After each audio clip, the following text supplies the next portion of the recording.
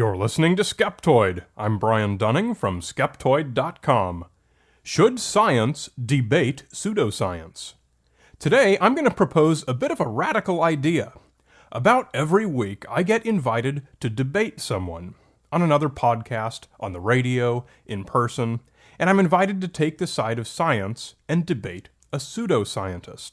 It might be a ghost hunter, it might be a Young Earth Creationist, it might be a practitioner of alternative medicine, always based on some Skeptoid episode I've done that ruffled someone's feathers.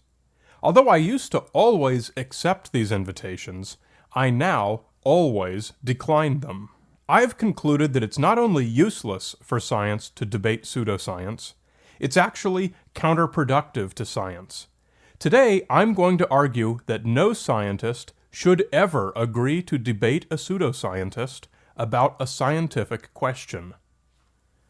The exception, of course, is court cases, but that's a legal process and not the type of open debate designed to illuminate the public that we're talking about here. In court, it's always essential that science put its best foot forward in order to continue strengthening the bond between laws and facts. In court, there are consequences if you lie or make stuff up. In debates, there are no consequences for making stuff up, and there's no tangible benefit for the one who brings the best evidence. Courts of law reward good evidence. Debates reward only good rhetoric. A judge is trained to see the difference between evidence and rhetoric, but a debate audience is rarely so well equipped. I'm not saying that science should not be debated internally.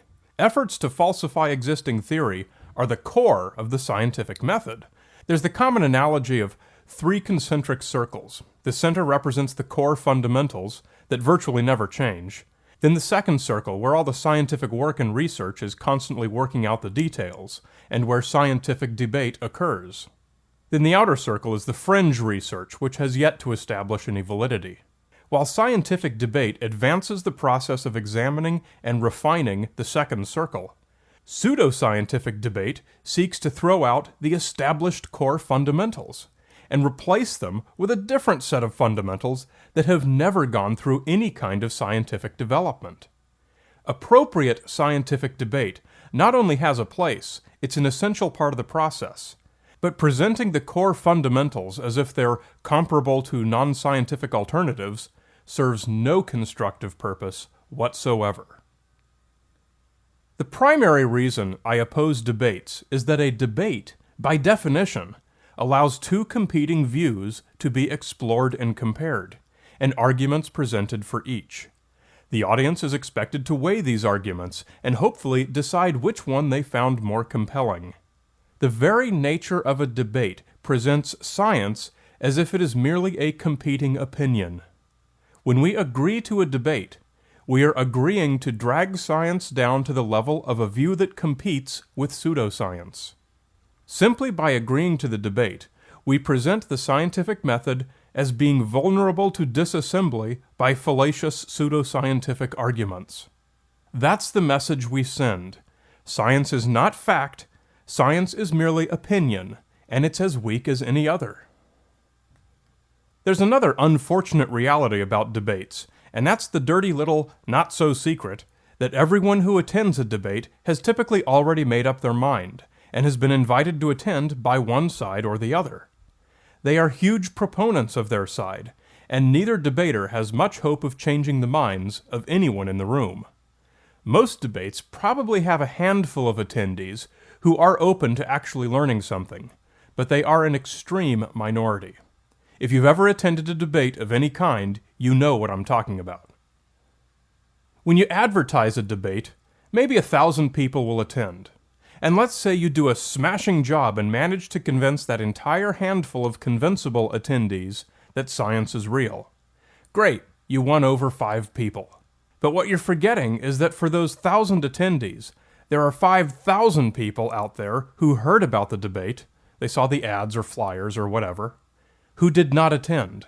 What you unintentionally communicated to those 5,000 people is that your scientific discipline is academically comparable to the pseudoscientific version, and that both are equally valid. The fact that the debate exists at all struck a blow to the public's perception of the credibility of science that far outweighs any progress you may have made in the room. I've been the lone representative of science in the room, the one they introduce as a real trooper for agreeing to come into the lion's den. I've received the condescending smattering of applause from the room where every single person is against me and everything I have to say. But they've shown me that they're good people too and will treat me respectfully in spite of how misguided I am. Nice folks. And then I'd walk back to my car, and every time I'd say to myself, that was a friggin' ridiculous waste of time. And I guarantee that their write-up of the event in their newsletter would say, I was a nice guy, I was a real trooper to come and talk, and they probably planted within me a seed that would eventually bloom into full-blown science denial. And they'd love to have me back someday to see how that seed has germinated. Going to debate at an event sponsored by the Pseudoscience group is always a ridiculous waste of your time. You serve merely as a masturbation enabler for them. Next time, send them a stack of dirty magazines instead. It has been argued that scientists have a huge advantage in debates because we have the facts on our side. Well, so we do, but that's not an advantage at all. Rather, it's a limitation. The audience members who are not scientists can rarely discriminate between facts and pseudo-facts. The pseudoscientist guy has an unlimited supply of sources and claims and validations. He can say whatever he wants. If compelling rhetoric would benefit from any given argument, he can always make that argument. Pseudosciences have typically been designed around compelling rhetorical arguments. The facts of science, on the other hand, rarely happen to coincide with the best possible logic argument.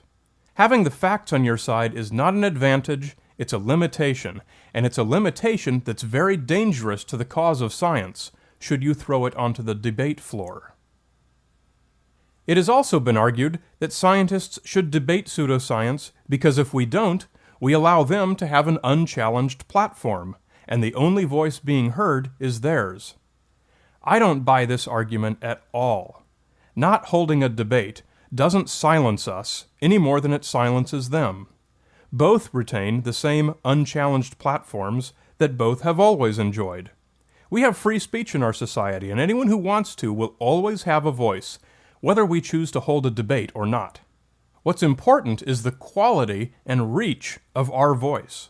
I say that science communication should be its own one-way platform. We're the ones who should be refusing to give the pseudoscientists an apparently equal voice by agreeing to debate them. Science benefits the public. Pseudoscience harms the public. We should be doing all we can to promote good science communication, and to refuse to admit the voice of pseudoscience at every opportunity. They have their free speech already. We don't need to be turbocharging it for them by letting them leech off the credibility we've earned. I've heard another argument in favor of debating, and that's that when you win, reporters will trumpet that result to a much wider audience. Well, that's an awfully gutsy roll of the dice you're making. Who is this reporter? What makes you so sure he's going to think your position is the stronger?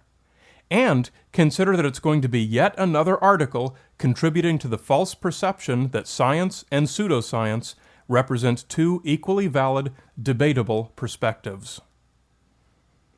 I say, take any energies you might be inclined to devote toward preparing for a debate, and instead devote that time to prepare a one-way science presentation that will amaze and enlighten without any polluted cargo of pseudoscience being delivered alongside.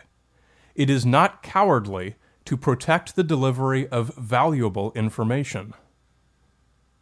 No doubt this episode of Skeptoid will be laughed at by the purveyors of nonsense, saying that I'm advising science to tuck its tail between its legs and run because we know we can't win any debates, because we've discovered that magical thinking is in fact real and stronger than science. You may well receive this same criticism when you decline a debate. Don't worry about it. Don't feed the trolls. Let the schoolyard bully tease and taunt. You have better things to do than to engage him. Neither am I saying that science should not respond to the promotion of pseudoscience in pop culture. Absolutely we should. My point is that debates are the wrong way to do it. We should write articles like Simon Singh's. We should inject good science into the media through projects like the Science and Entertainment Exchange. We should continue to produce high-quality content like podcasts, videos, and TV shows that appeal to a broad audience with entertaining content, and that deliver powerful doses of science education and critical thinking skills, and that never open the door a crack to the contamination of pseudoscience. These are the ways to effectively impact society positively. So to all of you debaters out there, you may agree with some of my points, or you may disagree with all of them. But like I always say, whether I'm right or wrong makes no difference. What matters is that you're thinking about all these questions. Don't accept any invitation to debate before you consider all of its implications. Science should be taught as fact, not offered as an alternative opinion in a debate. Got a minute? Give Skeptoid 2 and 2. Share an episode with 2 friends and spend 2 minutes to write your positive review on iTunes or the website of your choice, like Dig or StumbleUpon. You're listening to Skeptoid. I'm Brian Dunning from Skeptoid.com.